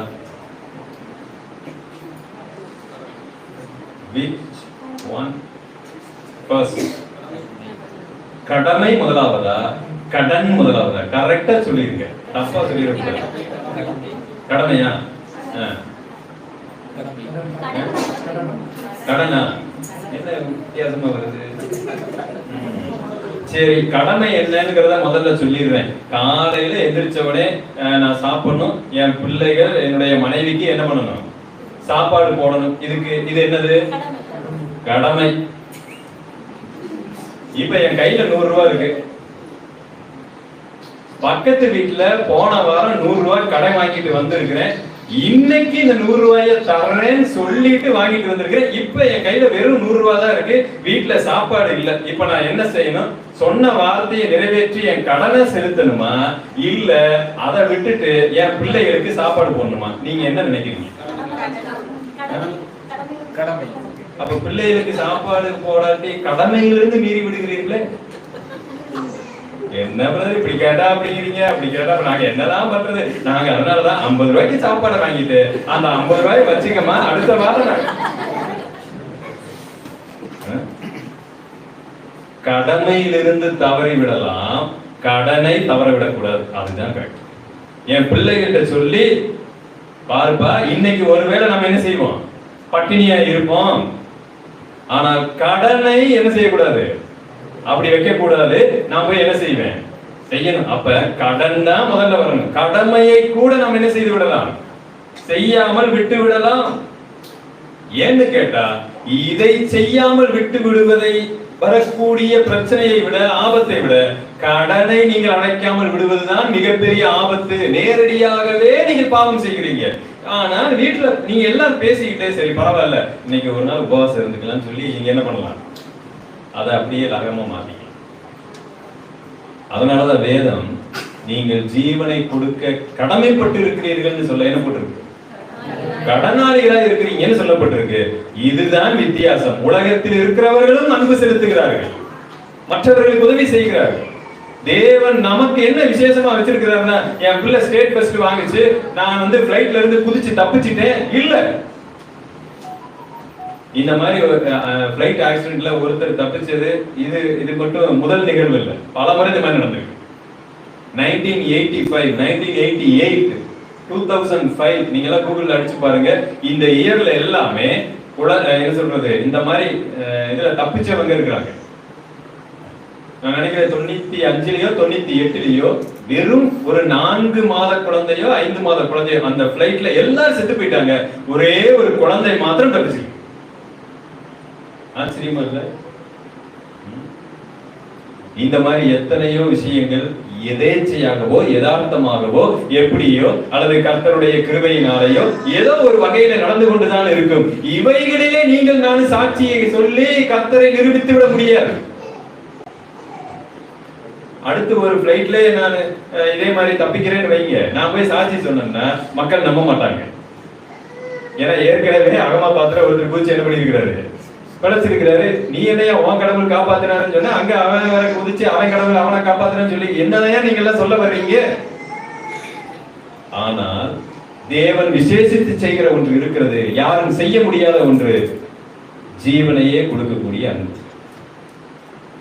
அந்த அன்பை கர்த்தர் எனக்கு கொடுத்துட்டு இருக்கிறாரு. பரிசுத்த ஆவி என்னுடைய வாழ்க்கையில் அந்த அன்பை கொண்டு வருகிறார். அதைத்தான் ரோமர் 5:5 வாசிக்கிறோம்.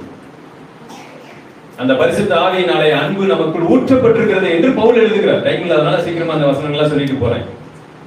ஆனா கிறிஸ்டியானிட்டியில நாம என்ன பண்ணிட்டோம், கிறிஸ்துமஸையும் ஈஸ்டரையும் கொண்டாடும் போது பக்கத்து வீட்டுக்கு பிரியாணியை கொடுத்துட்டு அதை அன்புன்னு நினைச்சுக்கிட்டு ஸ்டேட்டஸ் போட்டுட்டு நீங்கள் நானும் கிறிஸ்தவர்களாக மாறி இருக்கிறோம். ஜீவனை கொடுக்கக்கூடிய அந்த அன்பு இல்லை.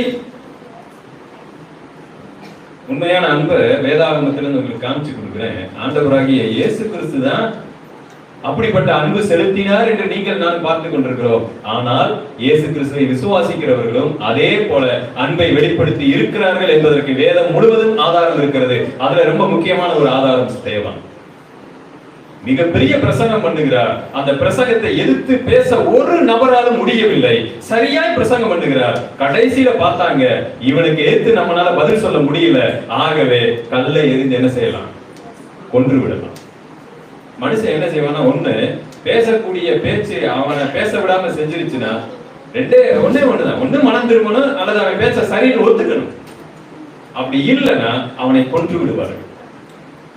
அவனை கல்லெறியும் பொழுது சேவான் ஒரு வார்த்தை சொல்லுகிறார், ஆண்டவரே இவங்க பாவத்தை இவங்க மேல சுமத்தார். என்ன, எப்படி சொல்ல முடிந்தது? கிறிஸ்துவின் அன்பு அவருக்குள் பிரவாகிக்கிறது. இப்ப நான் யோசிக்கிறேன், சேவான் வீட்டுல மாமியார் பிரச்சனை இருந்திருக்குமோ,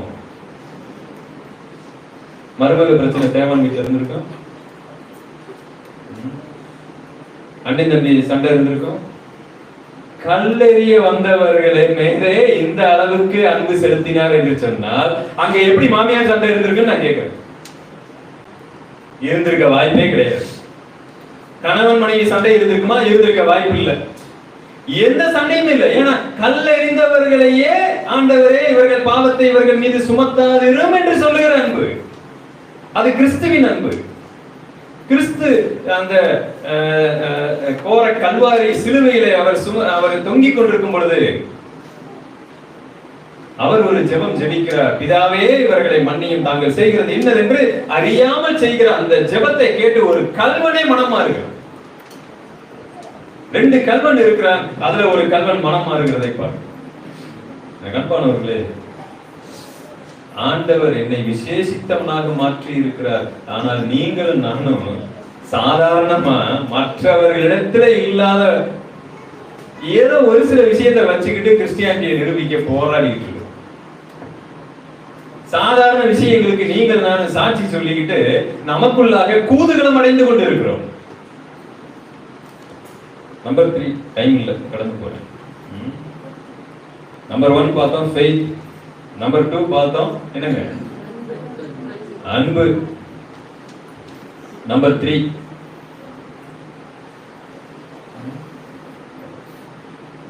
forgiveness, மன்னிப்பு. மன்னிப்பில் ஒருவேளை மற்ற மார்க்கத்துல இஸ்லாம்ல மன்னிப்பு இருக்கிறது, அவங்க போய் மன்னிப்பு கேட்பாங்க.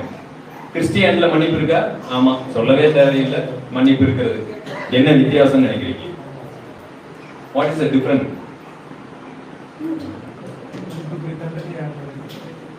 ஓகே, அது ஓகே, அது சத்தியம்.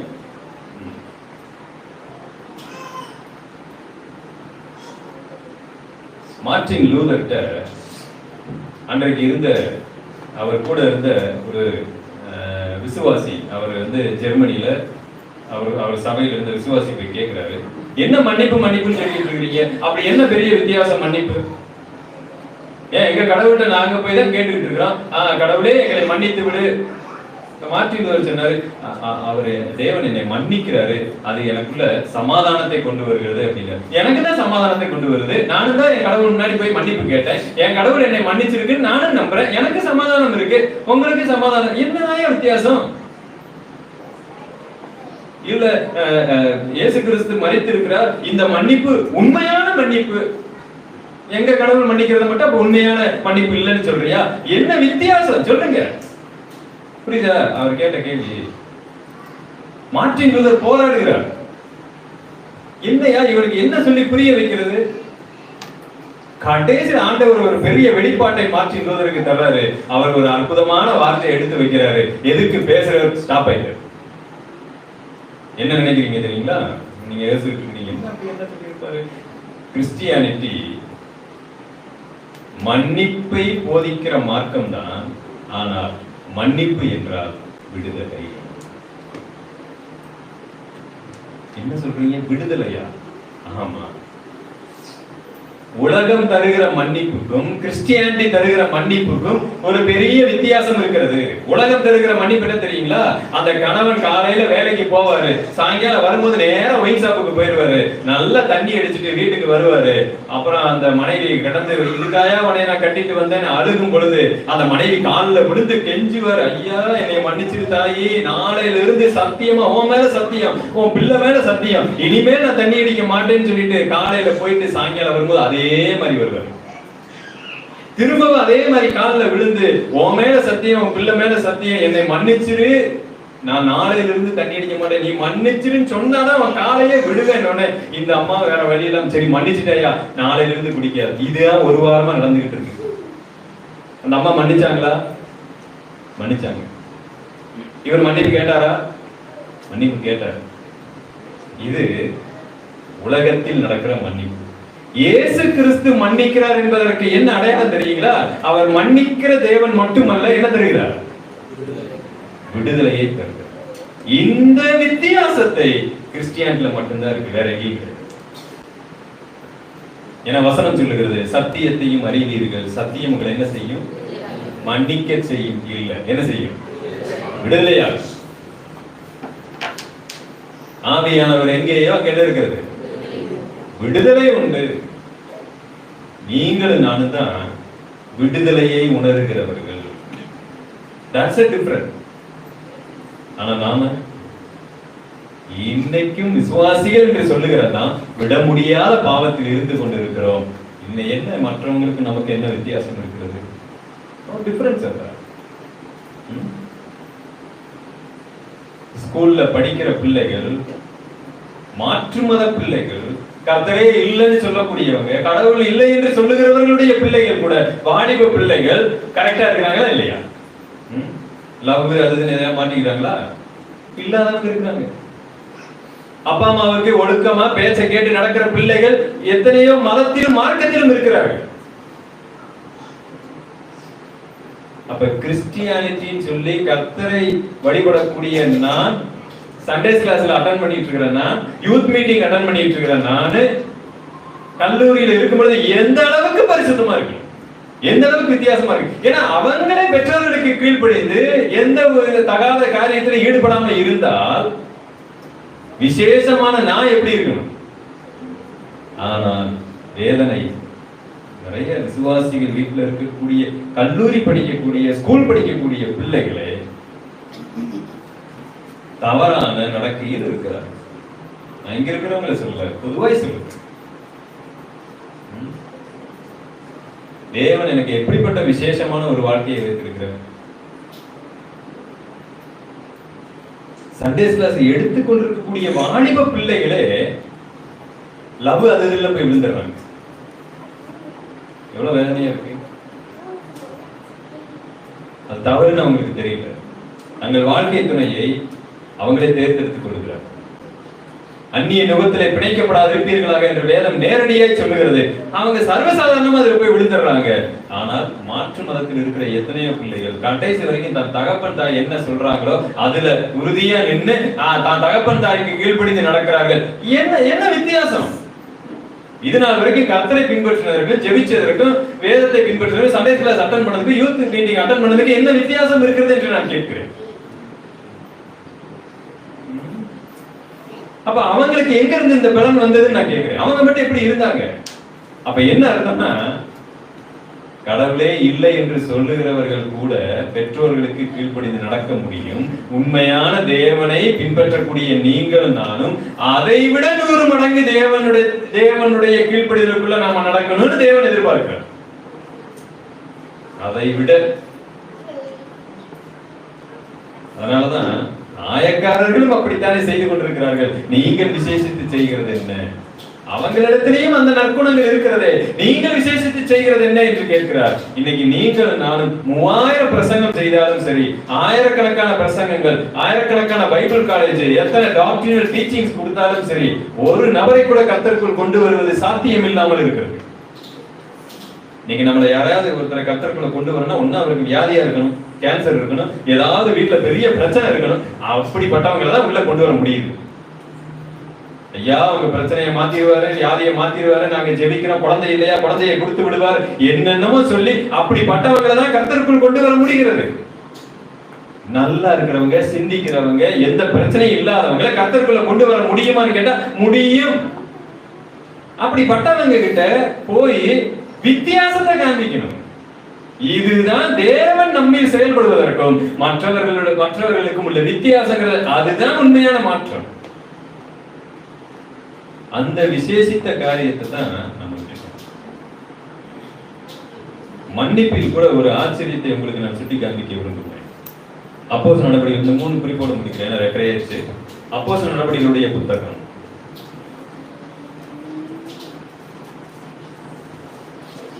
19ஆம் அதிகாரம்.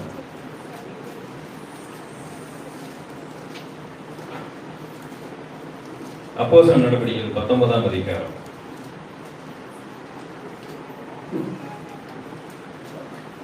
17வது வசனம்.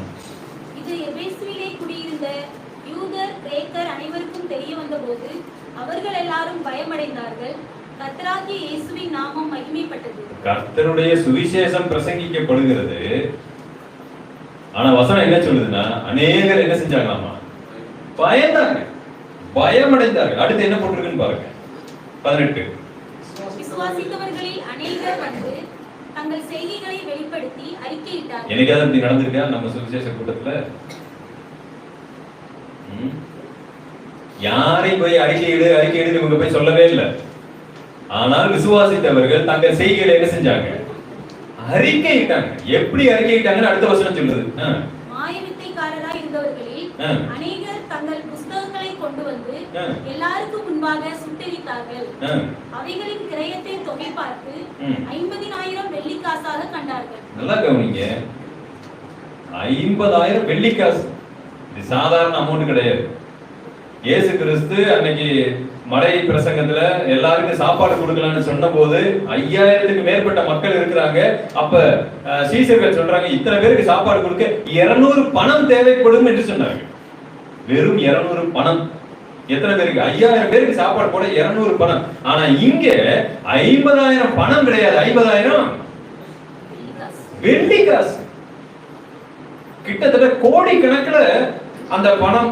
என்னன்னு கேட்டீங்கன்னா, அன்றைக்கு இருந்த மாய வித்தைக்காரர்கள் வைத்திருக்கக்கூடிய அந்த இதெல்லாம் தங்கத்தினாலும் வெள்ளியினாலும் பொன்னினாலும் செய்யப்பட்டது. அவங்களுக்கு பணம் முக்கியம் இல்ல. இவ்வளவு மோசமான ஒண்ணு நம்ம செஞ்சிருக்கிறோம், தூக்கி போட்டு எரிச்சாங்க. அது பணம் போனாலும் பரவாயில்லை, கோடி கணக்கில் ரூபா போனாலும் பரவாயில்லை. இதுதான் உண்மையான மன்னிப்பின் தன்மை. தேவன் கொடுக்கிற அந்த மன்னிப்பு விடுதலையோடு இருக்கிறதுனா அப்படித்தான். அதனாலதான் சகையை சொன்னாரு, நான் ஒருவேளை ஏமாற்றி இருந்தால் அதன் நாளத்தனையே திருப்பி கொடுக்கிறேன். அதுதான் மன்னிப்பு. 18th செஞ்சுரியில அந்த பேரை மறந்துக்கிறேன், நாளைக்கு முன்னாடி பிரசங்கத்துல நான் சொன்னது, மிகப்பெரிய அந்த ஃபேக்டரியில ஒரு சுவிசேஷ கூட்டத்தை ஒழுங்கு செய்கிறார்கள். அங்க ஒரு பிரசங்கியார் வந்து சுவிசேஷம் பிரசங்கிக்கிறார். அடுத்த நாளில் இருந்து அந்த ஃபேக்டரியில வேலை பார்த்தவங்க எல்லாமே வீட்டுல இருந்து அந்த ஃபேக்டரியில இருந்து திருடிட்டு போன ஒவ்வொரு பொருளா கொண்டு வந்து அங்க ஓனர்கிட்ட கொடுத்து மன்னிப்பு கேட்டுட்டு இருக்காங்க. ஐயா தெரியாம இத்தனை நாளா இந்த இடத்துல இருந்து நான் ஒவ்வொன்னா திருடிட்டு போனேன், இந்தாங்க அப்படின்னு திரும்ப கொண்டு வந்து அந்த பொருள்களை எல்லாம் கொடுக்கிறார்கள். அந்த அளவுக்கு அங்கு அந்த சுவிசேஷம் விளன் செய்தது. கடைசியில் அந்த கம்பெனில ஒரு போர்டு வச்சாங்க, நீங்கள் எடுத்துட்டு போன எந்த பொருளையும் திருப்பி கொண்டு வர வேண்டாம், இங்கே வைக்க இடம் இல்லை, நாங்கள் உங்களை மன்னித்து விட்டோம், தயவு செய்து அதை நீங்களே வச்சுக்குங்க. இது உண்மையிலே நடந்தது. அந்த அளவுக்கு ஒரு சுவிசேஷ வசனத்தை கேட்கும் பொழுது மன்னிப்பு பயங்கரமானதா இருந்தது. நீங்கள் நான் விசேஷித்தவர்கள் அப்படின்னா நம்மளுடைய மன்னிப்பும் அப்படிதான் இருக்கும். உங்ககிட்ட ஒரு கேள்வி கேட்கிறேன், கடைசியா எப்போ மன்னிப்பு கேட்பீங்க? என்கிட்ட சொல்ல வேண்டாம், மனசுக்குள்ள யோசித்து பாருங்க.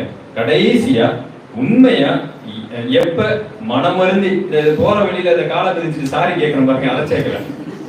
ஆமா, நம்ம ஆளுங்க அந்த சாரிங்கிற வார்த்தை, நாங்க இப்ப பசங்கள்லாம் இருக்கும்போது பாத்தீங்கன்னா ஏதாவது சண்டை வந்துடும், கடைசியில பாத்தீங்கன்னா மன்னிப்பு கேட்டாதான் விடுவாங்க. அது மன்னிப்பு எப்படின்னா இங்கிலீஷ் சாரி கிடையாது, தமிழ் மன்னிப்பு. இங்கிலீஷ் சாரினா அது ஒண்ணுமே கிடையாது, சாரி அப்படின்னா அது ஒண்ணுமே இல்லை.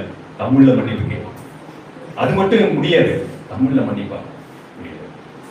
சாரி வேணா கேட்கும், ரெண்டு ஒண்ணுதானையா? அப்படி கிடையாது. சாரிங்கிறது ரொம்ப சாதாரண சாரியா போயிடுச்சு. சாரிக்கு மதிப்பு இல்லைங்கிற மாதிரி சாரி அப்படி மாறிடுச்சு. அது எப்படின்னா முத்தம் கொடுத்து சாரி, காலம் வச்சுட்டா முத்தம், இடிச்சுட்டா முத்தம், இல்லையா? பாத்துருக்கீங்களா? எதை காலம் வச்சுட்டா அப்படி அப்படித்தான் சொல்லிட்டு இருக்கேன். ஓ, உங்களுக்கு புரியலையா? இதெல்லாம் நமக்கு நிறைய பேர் கற்றுக் கொடுத்துருக்காங்க.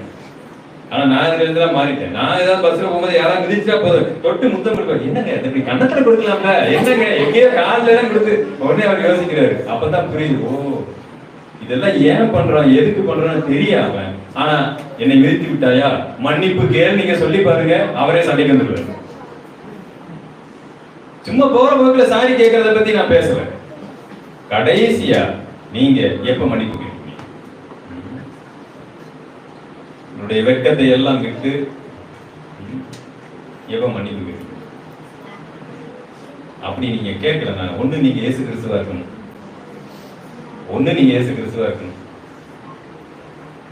அல்லது உலகத்திலே மிகப்பெரிய பாவியா இருக்கணும், மன்னிக்கப்படாத பாவியா இருக்கணும். டெய்லி நாம பண்ணக்கூடிய பாவத்தினுடைய மதிப்புகள் ஏராளம். எல்லாத்துக்கும் தேவனிடத்துல போய் மன்னிப்பு கேட்டு விடுகிறோம். ஆனால் பல தவறுகள் மனிதனுக்கு முன்பதாக பாவம் செய்கிறோம், மனிதர்களுக்கு எதிராக செய்யும். which is easy? தேவன்கிட்ட மன்னிப்பு கேட்கறது ஈஸியா, மனுஷன்ட்ட மன்னிப்பு கேட்கறது ஈஸியா? எது ஈஸிங்க?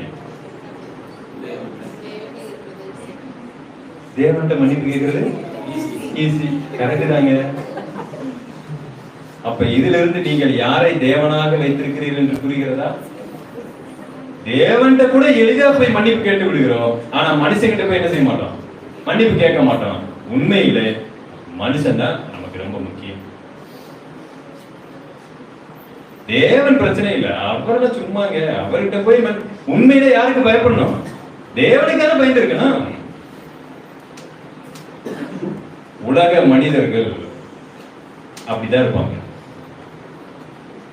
வேதம் முதலாவது நீ மனுஷங்கிட்ட, அதனாலதான் தன்னுடைய ஜெபத்துல ஆண்டவரே எங்களுடைய தப்பிதங்களை மன்னிப்பு ஜெபத்தை பாருங்க, நாங்கள் மன்னிக்கிறது போல நீங்க எங்களுக்கு என்ன செய்யுங்க, மன்னிங்க. அப்ப அதையே உள்டாவா பார்த்து பாருங்க, நாங்கள் மன்னிப்பு கேட்கறது போல நீங்க மன்னிங்க. அதான கரெக்ட்? தப்பா பேசுறேன். நான் முதலாவது பாவம் செய்யும் பொழுது சக மனிதனுக்கு விரோதமாய் பாவம் செய்கிறேன், அந்த மனிதத்தை போய் நான் மன்னிப்பு கேட்கிறேன். அதுக்கு நான் வெட்கப்படுகிறேன். ஏன்னா மனுஷன் ரொம்ப முக்கியம் எனக்கு. ஆனா தேவன் முக்கியமா, அதை பத்தி எனக்கு கவலை இல்லை, அவரை பத்தி இல்லை. நான் 4 ரூமுக்குள்ள போய் ஈஸியா மன்னிப்பு கேட்டு வந்துருவேன். கண்பானவர்களே, நாம் விசேஷித்தவர்கள். எதுல? விசுவாசத்துல. நாம் விசேஷித்தவர்கள் அன்பு செலுத்துகிறோம். நாம் விசேஷித்தவர்கள் மன்னிக்கிறதிலும் மன்னிப்பு கேட்கிறதிலும். இன்னும் நிறைய பாயிண்ட்ஸ் இருக்கு. ஆராதனை, நற்கிரியைகள், எல்லாமே. பட் ஒருவேளை கர்த்தர் அனுமதித்தார் இந்த ஒரு நாள் நம்ம தியானிக்கணும். அதனால நீங்க ஒண்ணு புரிந்து கொள்ளுங்க, நீங்களும் நானும் கிறிஸ்டியானிட்டியை இந்த மாதிரி விசேஷமான குணாதிசயங்கள் மூலமாகத்தான் காண்பிக்க வேண்டும் என்பது தேவனுடைய திட்டமாக இருக்கிறது. சில அமானுஷ்யமான விஷயங்கள் மூலமாக இல்லை. இந்த அமானுஷ்யமான விஷயங்கள் கிறிஸ்டியன்ஸுக்கும் நடக்கும், மற்றவர்களுக்கும் நடக்கும். அங்கேயும் இந்த மாதிரி யாராவது சாட்சி சொல்லிக்கிட்டு இருப்பாங்க, இங்கேயும் 10ஓடு 11 யாராவது சாட்சி சொல்லிக்கிட்டு இருப்பாங்க. அவைகள் எல்லாம் ஒரு மனிதனை அசைத்து விடாது. மனிதர்கள் ஒரு விஷயத்தை செய்ய முடியாத ஒண்ண ஒரு மனுஷன் செய்யறான்னா அவனுடைய உள்ளான மனதிலே அப்படிப்பட்ட எண்ணங்கள் இருக்குன்னா that's a different. தேவன் அந்த வாழ்க்கையை தான், ஒரு புதிய சிருஷ்டியின் வாழ்க்கையை தான் எண்ணில் கொண்டு வருகிறார். நான் அவைகளுக்கு ஜீவன் உண்டாயிருக்கவும் அது பரிபூரணப்படவும் வந்தேன். The life which is abundant life. வாழ்க்கை நம்ம ஜீவன் சொன்னா உயிர் நினைச்சுக்கிறோம். இல்ல, உயிர் எல்லா இடத்துல தான் இருக்கு. நித்திய ஜீவன் நினைச்சுக்காதீங்க. நரகத்திலே நித்திய ஜீவன். எத்தனை பேர் நம்புறீங்க? நரகத்துல நித்திய ஜீவன் தானே. அவங்க நித்தியமா நரகத்துல இருக்க போறாங்க, அவ்வளவுதான். But life is totally different. வாழ்க்கை என்பது வேறு. இயேசு கிறிஸ்துவினுடைய வாழ்க்கை, அந்த quality of life, character of life, அதுதான் முக்கியம். அந்த வாழ்க்கையை தான் abundant life என்று நம்ம சொல்லுகிறோம். அதை தான் கிறிஸ்து என்னுடைய வாழ்க்கையிலே கொண்டு வருகிறார். இது பணத்தை மையப்படுத்தியது அல்ல, இது என்னுடைய திறமையை மையப்படுத்தியது அல்ல, என் உள்ளான மனிதனை மையப்படுத்தியது. இது அன்பை மையப்படுத்தியது, விசுவாசத்தை மையப்படுத்தியது. இது தாழ்மையோடு வரக்கூடிய மன்னிப்பை மையப்படுத்தியது. பல இடங்களில் இந்த நடந்த இந்த சம்பவத்தை சொல்லுவேன். ஈரோட்டில் என்னுடைய மாமா இருந்தாங்க. அங்க பாத்தீங்கன்னா இப்ப இல்ல, அவர் உயிரோடு இல்லை. அவருடைய நண்பர், அவர் ஒரு லேமன் இவாஞ்சலிக்கல் சர்ச்ல விசுவாசியா இருக்கிறார். சாமுவேல் அவர் பேரு. பொதுவா லேமன் இவாஞ்சலிக்கல் சர்ச்சுடைய போதனை உங்களுக்கு தெரியும். அதிகமா மனம் திரும்புதலை போதிக்கக்கூடிய சபை. மனம் திரும்புதலை குறிச்சுதான் ரொம்ப போதிப்பான். ஃபர்கிவ்னஸ், மன்னிப்பு கேட்கறத பத்தி ரொம்ப அதிகமா போதிப்பான். இவர் வந்து சிஎஸ்ஐ சபையில இவர் வந்து ஒரு ஆரம்ப காலத்துல இருந்து, பிறந்ததுல இருந்து அந்த சபையில இருக்கக்கூடியவர். ஒரு நாள் என்ன நடந்தது அப்படின்னு கேட்டீங்கன்னா, இவர் ஒரு சகோதரனை சந்திக்கிறார். அவர் வந்து தன்னுடைய அந்த லேமன்ஸ் இவாஞ்சலிக்கல் சர்ச்சுக்கு கூட்டிட்டு போறாரு. அங்க கொடுக்கப்படக்கூடிய ஒரு சத்தியம் இவருடைய வாழ்க்கையை மாத்திருச்சு. இவர் தான் செய்த பாவத்தை உணர்கிறார். எங்கெல்லாம் யாருக்கெல்லாம் எதிராக பாவம் செஞ்சாரு எல்லாத்தையும் போய் மன்னிப்பு எல்லாம் கேட்கிறாரு. வீட்டுல எல்லாத்தையும் மன்னிப்பு கேட்கிறாரு. அவரை நான் போய் சந்திச்சேன். எங்க மாமா வீட்டுக்கு போயிருக்கும்போது அவரும் வந்திருந்தாரு. நாங்க பேசினோம், நல்லா பழகிட்டோம். அப்ப அவர் லைஃப்ல நடந்த ஒரு இன்சிடென்ட் சொல்லி நான் முடிச்சேன். இந்த இன்சிடென்ட் என்ன அப்படின்னு கேட்டீங்கன்னா, இவர் 6வது படித்துக் கொண்டிருக்கும் போது நடந்த ஒரு சம்பவம். 6வது படித்துட்டு இருக்கும்போது இவர் கூட இன்னொரு ஃப்ரெண்டு ஒருத்தர் வர்றாரு. அவர் வந்து ஒரு இந்து நண்பர். அவங்க வீட்டுல பாத்தீங்கன்னா புதுசா ஒரு ஷூ வாங்கி கொடுத்துருக்காங்க. வீட்டுக்கு தெரியாம போட்டுட்டு ஸ்கூலுக்கு வந்துட்டார் அந்த சாமுவேலுடைய ஃப்ரெண்டு. பாத்தீங்கன்னா டீச்சர், ஏன்னா ஷூவை போட்டுக்கிட்டு இங்க வந்திருக்கிறியா, ஒழுங்கா போய் கழட்டி வச்சுட்டு வா அப்படின்னு சொன்னோடனே, கவர்மெண்ட் ஸ்கூல்ல உங்களுக்கே தெரியும், இந்த மாதிரி ஒரு ஷூ அப்படிங்கிறது பெரிய விஷயம். இவர் போய் ஷூவை கழட்டி வைக்க சாமுவேலுக்கு ஒரே கண் அந்த ஷூ மேல. அன்பனுடைய ஷூ தான், ஆனா அந்த ஷூ எல்லாம் கிடைக்காத ஒண்ணு. கடைசியில என்ன பண்றாரு, மதியம் அந்த ஷூவை யாருக்கு தெரியாம திருடி பேக்ல வச்சுக்கிட்டு நேரா சிஎஸ்ஐ சபைக்கு போய் கொயர் பிராக்டிஸ் போயிட்டார். அங்க போய் பாட்டு பிராக்டிஸ் எல்லாம் பண்ணிட்டு நேரா வீட்டுக்கு போனதுக்கு அப்புறம் தான் தெரிஞ்சது இந்த ஷூவை எப்படி காமிக்கிறது. அது வரைக்கும் அவருக்கு அந்த அறிவு வேலை செய்யல. வீட்டுல போனா கேட்பாங்க, எங்க இருந்து இவ்வளவு காஸ்ட்லியான ஷூ, எப்படி என்ன எங்க இருந்து எடுத்து, அட்டி பயங்கரமா விழுகும். ஒரு கிறிஸ்டியன் ஃபேமிலி அல்லவா, என்ன பண்றதுன்னு தெரியல, யாருக்கும் தெரியாம மேல தூக்கி போட்டார். அவரும் யூஸ் பண்ண முடியல. மறுநாள் போறாரு ஸ்கூலுக்கு, பார்த்தா பக்கத்துல ஒரு ஃப்ரெண்டு முகமெல்லாம் வீங்கி போய் வீட்டுல தருமடி. சொல்ல சொல்ல கேட்காம ஸ்கூலுக்கு நீ எடுத்துட்டு போயிருக்கிற, சரியான நீ முகமெல்லாம் வீங்கி அழுது, இவர் எதுவுமே தெரியாத மாதிரி, ஏன்டா என்னாச்சு அப்படின்னா, நான் இது போட்டு வந்த ஷூ காணா போச்சு. என்னது காணா போச்சா? யாரு என்னாச்சு தேடி பார்த்தியா? தேடி பார்த்தேன். சரி வா நம்ம 2 பேரும் தேடலாம், சேர்ந்து தேடுறாரு. எல்லாம் தேடியாச்சு, கடைசியில கிடைக்க எப்படி கிடைக்காது தான் தேடி போயிருக்கிறாரு. கடைசியில பார்த்தா கடைசி வரைக்கும் எப்படி கிடைக்கும்? கிடைக்கல. 6வது இவங்க முடிச்சுட்டாங்க, 7வது 8வது 9வது 10 11 12 பரன் மேல அந்த ஷூ கிடக்கு. கடைசி வரைக்கும் அந்த ஷூவை பத்தின விஷயங்கள் 2 பேருக்கும் மறந்துருச்சு. எல்லாம் காலங்கள் போய்விட்டது. 12க்கு அப்புறம் 2 பேரும் பிரிஞ்சு போறாங்க. இவரு கல்லூரி இவரு கல்லூரி. அதுக்கப்புறம் பாத்துக்கவே இல்லை.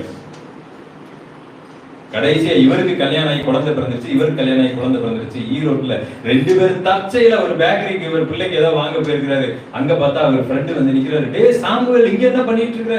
தன்னால என்னாச்சு? இவர் பார்த்த உடனே அடுத்த நிமிஷம் இவருக்கு இதான் ஞாபகத்துக்கு வருது. 6வதுல இவர் ஷூவை திருடினாங்க. அதுதான் சாமுக்கு ஞாபகம். இந்த சாமுவேல் இப்ப யாருன்னு கேட்டீங்கன்னா, லேமன்ஸ் இவாஞ்சலிக்கல் சர்ச்சுக்கு போய் அங்க ஒரு முக்கியமானதுல இருக்கிறவரு. அவங்களுடைய முக்கிய போதனையே, நீ என்ன பாவம் யாருக்கு விரோதமா செஞ்சிருந்தாலும் அவங்க கிட்ட நேரடியா என்ன செய்யணும்? மன்னிப்பு கேட்கணும். வாய்ப்பு கிடைச்சால் கேட்டே ஆகணும். அதுதான் அவங்களுடைய அல்டிமேட் போதனை. அதான் அந்த நேரத்துல இவருக்கு மூளையில ஒண்ணு உணர்த்தி கொண்டே இருக்குது. இவர்கிட்ட நீ யாராவது ஷூ திருடின பாத்தியா, அதை எப்படியாவது சொல்லு, மன்னிப்பு கேட்டு மன்னிப்பு கேட்டு. கொஞ்சம் யோசித்து பாருங்க எப்படி இருக்கு அந்த சூழல். அவரும் பிள்ளையோட வந்திருக்கிறாரு, இவரும் பிள்ளையோட வந்திருக்கிறாரு.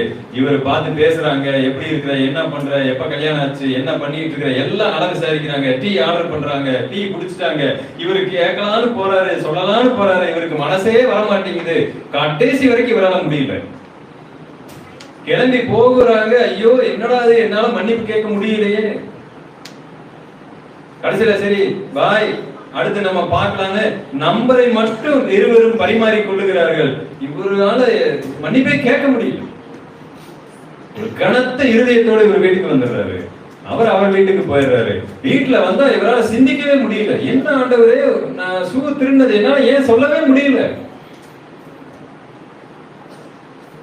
அப்ப அந்த இடத்துல அவருக்கு ஒரு சிந்தனை வருகிறது. ஏலிக்கு ஆண்டவர் சொல்கிறார், என்னை விட உன் குமாரனை நீ மதிப்பானே. ஆண்டவர் ஏலிக்கு ஒரு வார்த்தையை கேட்பார், என்னை விட உன் குமாரனை நீ மதிப்பானே. நிறைய வேளைகள்ல தேவனை விட நம்முடைய மரியாதை ரொம்ப முக்கியமாய் போய் விடுகிறது. அன்றைக்கு சாம் மன்னிப்பு கேட்க முடியாத ஒரு சூழ்நிலைக்கு என்ன காரணம்னா, என் மரியாதை என்ன ஆகுது, என்னை பற்றி அவன் என்ன நினைக்க மாட்டான், நான் கூடவே வேற தேடினேன், எவ்வளவு பெரிய தவறு பண்ணி இருக்கிறேன், இதெல்லாம் அவர் மனதுல தோன்றுகிறது. அடுத்த நிமிஷம் டக்குன்னு போனை எடுத்தாரு, அந்த நம்பருக்கு டயல் பண்றாரு. போன் பண்ணி பேசும் பொழுது, யாரு அப்படின்னு கேட்டா, நான் தான் சாமுவேல் பேசுறேன். என்னாச்சு நண்பா, என்னாச்சு, இப்பதானே நம்ம பார்த்தோம், என்ன இல்ல உன்கிட்ட நான் நேரடியா ஒரு விஷயம் சொல்லணும்னு நினைச்சேன், என்னால முடியல, ஆனா வேற வழி இல்ல, இப்ப நான் உன்கிட்ட சொல்ல விரும்புறேன். என்ன நீ 6வது படிச்சுட்டு இருக்கும்போது உன்னுடைய ஷூ ஒண்ணு காணா போச்சு, ஞாபகம் இருக்கா? ஆமா எனக்கு நல்லா ஞாபகம் இருக்கு, வீட்டுல எல்லாம் பயங்கரமா அடிச்சாங்க, நம்ம 2 பேரும் தான் சேர்ந்து கூட தேர்ந்தோம். அந்த ஷூவை திருடினது எப்படி இருக்கு கொஞ்சம் யோசிச்சு பாருங்க. எதுக்கு இருக்கக்கூடியவர், அதெல்லாம் எதுக்கு இப்ப நீ பேசிக்கிட்டு இருக்க, சின்ன வயசுல அதெல்லாம் நடந்திருக்கு, தெரியாம நம்ம பண்ணி இல்ல. இப்பொழுது நான் கர்த்தருடைய பிள்ளை, என்ன பாவம் பண்ணாலும் அவங்களுக்கு எதிர போய் மன்னிப்பு கேட்கணும் என்பதுதான் தேவன் வைத்திருக்கக்கூடிய நீதி. தயவு செய்து என்னை மன்னிச்சு, அப்படிலாம் ஒண்ணு சொல்லாத, சின்ன வயசுல நீ ஏதோ ஒண்ணு பண்ணிருக்க, இல்ல என்னை மன்னிச்சு. மன்னிப்பு கேட்க முடியுமா? அவர் இந்த சம்பவத்தை பகிர்ந்து கொள்ளும் போது ரொம்ப ஆச்சரியப்பட்டேன். சின்ன விஷயம் தான் இருக்கு, ஆனா இந்த சின்ன விஷயம், இந்த சின்ன மன்னிப்பு கேட்கறதுக்கு பெரிய இருதயம் தேவை. நம்மை உடைத்து ஊற்றி என் மானம் மரியாதை என்ன ஆனாலும் பரவாயில்லைன்னு வெக்கம் மானம் சூடு சொரணை எல்லாத்தையும் குப்பையில போட்டா மட்டும்தான் இந்த மன்னிப்பு கேட்க முடியும், இல்லாட்டி கேட்க முடியாது. அப்படிப்பட்ட மன்னிப்பை தான் அன்றைக்கு மந்திரவாதிகள் வந்து கேட்டாங்க. இத்தனை நாள் மந்திரவாதிகள் நீங்க வந்தீங்க, பெரிய ஆளுகள் மாதிரி எங்க முன்னாடி காமிச்சீங்க, பெரிய ஆவிகளோட எல்லாம் பேசிட்டு இருந்தீங்க, எல்லாம் பொய், எல்லாம் பொய். எல்லாம் ஏமாற்று வேலை, எல்லாம் சித்து வேலை. நாங்கள் பொய் சொன்னோன்னு தங்களுடைய மானம், மரியாதை, வெட்கம் எல்லாவற்றையும் விட்டு அவமானப்பட்டாலும் பரவாயில்லை என்று தங்களுடைய புத்தகங்களை சுட்டெரித்து மன்னிப்பு கேட்டார், அறிக்கையிட்டார்கள். அது மன்னிப்பு.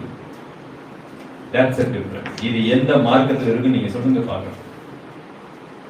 எங்கேயாவது எந்த மத புத்தகத்திலேயாவது இப்படி தங்கள் தேவனுக்காக தங்கள் பாவங்களை அறிக்கை இட்டார்கள் ஏதாவது ஒரு மத புத்தகத்தில் இது இருக்குதான் பார்க்கலாம்?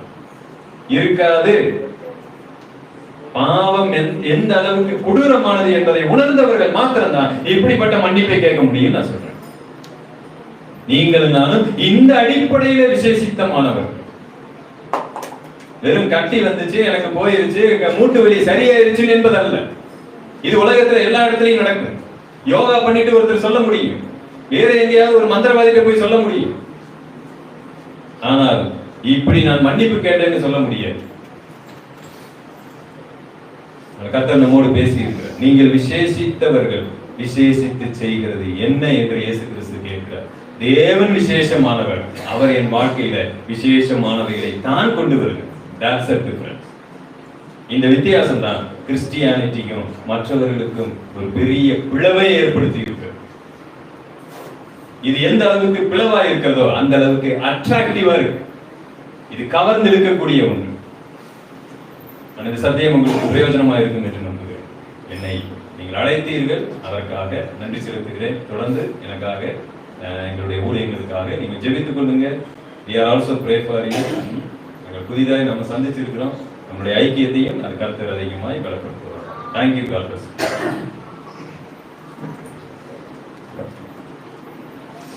Thank you brother. ஃபேமிலி ஆண்டவருக்கு மகிமை உண்டாவதாக. இப்போ பொதுவாகவே நம்முடைய நம்ம ஊர்லேயும் சரி இங்கேயும் சரி நமக்கு வந்து பஞ்சமாக காணப்படுகிறது என்னன்னு சொன்னா அந்த சவுண்ட் டாக்டரின். அது வேதத்தில் இருக்கிற போதனையை விட்டுட்டு வேற என்னென்னலாமோ காரியங்களை இதுதான் ஸ்பிரிச்சுவாலிட்டி, இதுதான் ரிலிஜியாசிட்டின்னு சொல்லி போதிக்கப்படுகின்ற ஒரு காலகட்டத்தில் நாம் இருக்கிறோம். அந்த ஒரு சிச்சுவேஷன்ஸ்ல நாம வந்து கேட்கிற வசனங்கள், நம்ம வந்து பின்பற்றுகிற ஆண்டவருடைய சத்தியங்கள் வந்து ரொம்ப முக்கியமான ஒரு காரியம். எல்லாத்தையும் செஞ்சுட்டு கடைசியில இயேசுங்கிற நாமத்தை மட்டும் போட்டா இது ஸ்பிரிச்சுவாலிட்டி, இது அபிஷேகம் சொல்ற ஒரு மோசமான காலகட்டத்தில் நம்ம இருக்கிறோம். இந்த காலகட்டங்கள்ல ஆண்டவரை உறுதியாக பற்றி பிடித்துக் கொண்டு மனம் திருப்புவதற்கு ஏற்ற அந்த ஒரு வாழ்க்கை வாழ்வது மிகவும் முக்கியமான ஒரு காரியம். விசேஷமாக மன்னிக்கிறது மாத்திரமல்ல, மன்னிப்பை கேட்பதும் முக்கியமான காரியம். அதனுடைய முக்கியத்துவத்தை சகோதரர்கள் அழகாக சொன்னார்கள். இதை ஒழுங்கு பண்ண அண்ணே செல்லினே அக்கா ஃபேமிலிக்காக நான் ஆண்டவரை ஸ்தோத்திரிக்கிறேன். அவங்களுடைய இனிஷியேட்டிவ்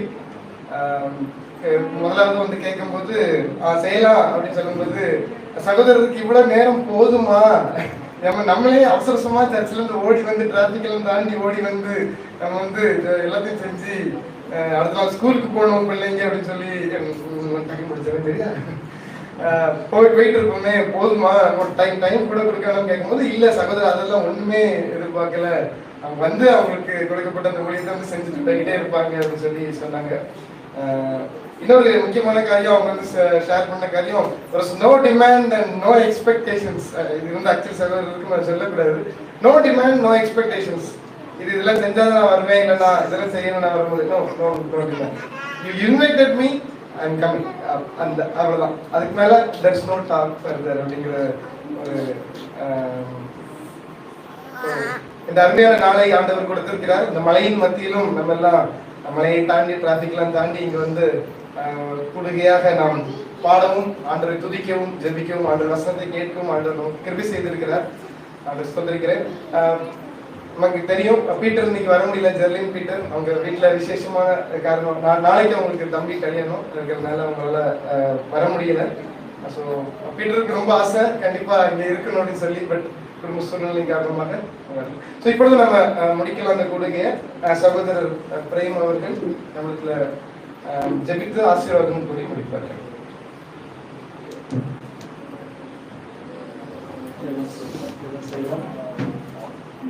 ஸ்தோத்திரிக்கிறோம் ஆண்டவரே, நாங்கள் துதிக்கிறோம், வாழ்த்துகிறோம், வணங்குகிறோம், போற்றுகிறோம். நல்ல அருமையான அன்பர் சுவிசேஷ ஜெபக்குழு ஜெபக்கூட்டத்தில் நாங்கள் எல்லாரும் பங்கெடுப்பதற்கு நீ கொடுத்த நல்ல வாழ்வுக்காக இந்த மழையின் மத்தியிலும் இவ்வளவு திரளான எண்ணங்களை நீ கொண்டு வந்தே அதற்கான ஸ்தோத்திரம். கர்த்தாவே, அது மட்டும் இல்லாமல் நல்ல செய்தியை நாங்கள் கேட்பதற்கு நீர் எங்கள் ஒவ்வொருவருக்கும் கிருபை செய்தி அதற்கான ஸ்தோத்திரம். ஊழியக்காரர் மூலமாக திரு சாலமோன் ஐயா அவர்கள் மூலமாக நீர் நல்ல ஆழமான சத்தியத்தை கிறிஸ்தவர்களாக நாங்கள் எப்படி மற்றவர்களை காட்டிலும் விசேஷித்தவர்கள் என்பதை குறித்து மிகவும் தெளிவாக, விளக்கமாக, மிகவும் ஆழமாக புரிகிற அளவுக்கு நன்றான முறையிலே விளக்கி கொடுத்தாங்க. நாங்கள் நன்றி செலுத்துகிறோம். 3 குறிப்புகளை நாங்கள் கேட்டோம். அன்பு, இன்னும் மன்னிப்பு, விசுவாசம். இன்னும் 7 குறிப்புகளை வைத்திருக்கிறேன் என்று சொன்னாங்க. இந்த 3 குறிப்புகளை குறித்து மிகவும் தெளிவாக நீர் எங்கள் ஒவ்வொருவரோடு பேசினீர். அவர்கள் ஸ்தோத்திரம். தொடர்ந்து ஊழியக்காரர் செய்கிற ஊழியத்தை நீர் ஆசீர்வதித்தருளும். திருப்பூர் பகுதியிலே, கோயம்புத்தூர் பகுதியிலே, பல இடங்களிலே நீர் அவர்களை வலிமையாய் எடுத்து பயன்படுத்துகிறீர். அவர்கள் ஊழியத்தை ஆசீர்வதித்து வருகிறீர். குடும்பமாக வந்திருக்கிறாங்க. கர்த்தாவே ஸ்தோத்திரம். அவர்கள் திரும்பவுமாக இன்றைக்கு ராத்திரியிலே புறப்பட்டு போகும் பொழுது அவர்களுடைய பிரயாணத்திலும் கூட நம்முடைய சமூகம் அவர்களோடும் குடும்பத்தோடும் இருக்க வேண்டும். சரியான நேரத்தில் அவர்களுக்கு ட்ரெயின் கிடைக்கவும், கரெக்டான நேரத்தில் வீடு போய் சேரவும், குடும்பத்தில் அவர்கள் இணைய செய்யலாம். நன்றி கர்த்தாவே, உமக்கு ஸ்தோத்திரம். இந்த கூடுகையை இந்த வீட்டில் அரேஞ்ச் செய்த செல்வின் அவர்கள் குடும்பத்தார் கழிச்சிருக்கிறோம். அவர்களை, அவர்களுடைய மனைவி, அவர்களுடைய பிள்ளைகள் எல்லாருமே காத்து நம்பர் ஜெபக்குழு ஜெபத்தை ஒருங்கிணைக்கிற பெனிஸ்டன் சகோதரரை பீட்டர் அவர்களை காத்துல கூப்பிடுகிறோம். அவர்கள் 2 குடும்பங்களை நீர் ஆசீர்வதித்தார். நன்றி ஆண்டவரே, உமக்கு ஸ்தோத்திரம். ஜெபத்தை கேட்டதற்காக ஸ்தோத்திரம். இயேசு கிறிஸ்துவின் நாமத்தில் ஜெபத்தை ஏறெடுக்கிறேன். ஜீவனுள்ள பரிசுத்த பிதாவே, ஆசீர்வாதத்துக்காக தலைவணங்கும். நம்முடைய கர்த்தராகிய இயேசு கிறிஸ்துவினுடைய கிருபையும் பிதாவாகிய தேவனுடைய அன்பும் பரிசுத்த ஆவியானவருடைய அன்யோன்ய ஐக்கியம் எப்பொழுதும் என்றென்றைக்கும் நாம் ஒவ்வொருவர் மேலும் இருப்பதாக. ஆமென்.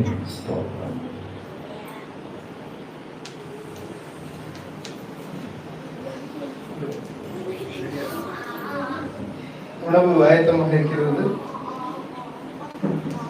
நன்றி.